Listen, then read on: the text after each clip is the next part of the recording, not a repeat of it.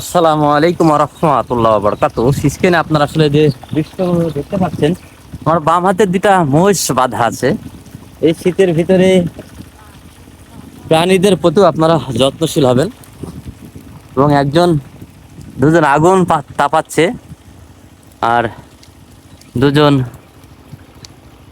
একজন বাসায় ফিরছে, এক ভাই রস নিচ্ছে, এক ভাই কুদালি নিয়ে কিন্তু বাসায় ফিরছে। এরই নাম কৃষক, এরই নাম কিন্তু গ্রাম।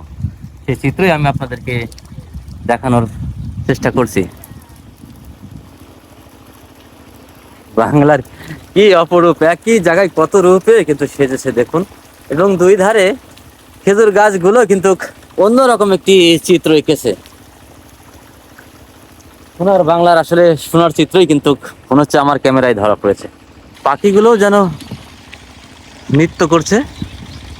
অসাধারণ একটি সকাল, কুয়াশা ভরা শীতের সকালে কিন্তু আমি আপনাদেরকে দেখানোর চেষ্টা করছি। এক সাইডে পানি তুলছে, আর এক সাইডে পানি উঠছে, একজন ভুঁই ভিজাচ্ছে, কেউ রাস্তা দিয়ে অন্য কাজে যাচ্ছে।